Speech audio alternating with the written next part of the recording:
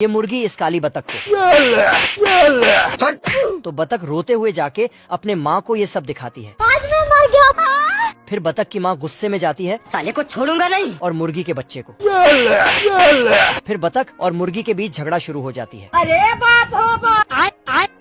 अरे बाप रे। तभी मुर्गा आता और दोनों का झगड़ा सुलझाने की कोशिश करता है। ठीक है, तू सुधर जाओ। चुप कर, मुंह बंद। लेकिन झगड़ा सुलझने की बजाय और ज्यादा उलझ जाता है। फिर बतख अपने बच्चे को लेके घर जाने लगती है। तभी साला मुर्गा पीछे से आता है और फिर ये झगड़ा और बढ़ जाता है। तो बतख अपने पति को ये सारी बातें बड़ा चढ़ाकर बोलती है। फिर साला बतख भी तैयार हो जाता है, लेकिन ये डरपोक बतख पीछे हटने लगता। लेकिन इसका बीवी इसे धकेल के मुर्गे से लड़ने भेज देता है। मुर्गे के घर के पास आके बोलता है, मैं तुम्हारे बाप का नौकर नहीं। बिल्कुल चुप। फिर बतख बाहर निकाल। बतख शांति से इस मसले को सुलझाता है। ऐसा मत करो मेरी जान। लेकिन मुर्गा तो साले कुत्ते। ये मुर्गा और बतख झगड़ा करने लगता है। अब तू गया बेटा। उठा के पटकूंगा। तभी मुर्गा बतख को रोकता है और उसके चश्मे को हटाता है। तो बतख को गुस्सा आता है। फिर बतकाइन तालियां बजाती है। Thank you. तभी साला मुर्गा आता है और फिर बतख, और इसी के साथ मुर्गा और बतख समाज के बीच भारी झगड़ा हो जाता है। बतकाइन अंडे फेंक फेंक के मुर्गियों को मारती है। हेलो बाबा। तो मुर्गी अपने बच्चे को घर के अंदर छिपा देती है। फिर सभी बतख समाज अंडे फेंकने लगता है। तो सभी मुर्गी समाज भी अंडे फेंकना चालू कर देती है। काली बतख डर जाती है तो उसे अंदर बर्तन में ढक देती है।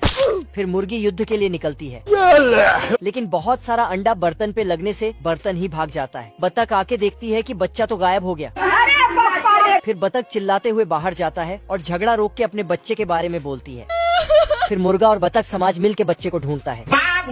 बतख सुबह सुबह सेव तोड़ने आता है और फटाफट तोड़ के टोकरी में रखने लगता है। तभी एक सेव को साफ करके देखता है कि किसी ने आधा आधा सेव खा के छोड़ दिया है। अरे साला। तभी इधर से एक गिलहरी आता है और सेव फेंक कर निकल लेता है। फिर दूसरा गिलहरी आता और थोड़ा सेव खा लेता, फिर फेंक के जाने लगता है। लेकिन बतख उसे पकड़ लेता है और बोलता, ये क्या तमाशा लगा रखा है तूने। तभी साला गिलहरी झूठ मूठ बता देता है कि ऊपर पेड़ में बहुत सारा सोने का सेव है। चलो। तो साला ये उसके बातों में आके जाने लगता है। फिर गिलहरी अपने बिल के पास ले जाता है और उसे वहीं रोक के बोलता, यहीं पर सोने का सेव है। तो बतख उसे बिल के अंदर पहुंचा देता, लेकिन अंदर से सिर्फ आधा खाया हुआ सेव निकलता है। तो बतख साले कुत्ते।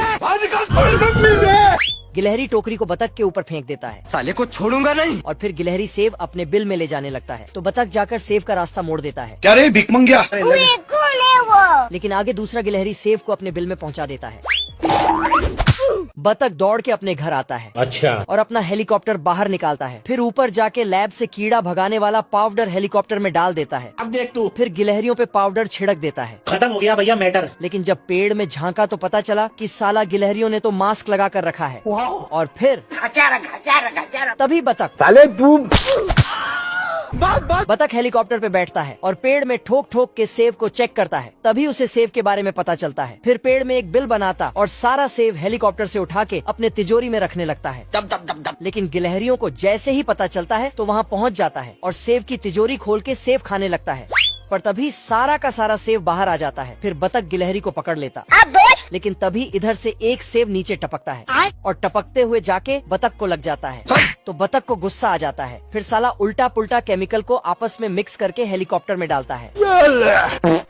फिर गिलहरियों पे निशाना लगाता है, लेकिन अपना ही नुकसान करा लेता है। खत्म।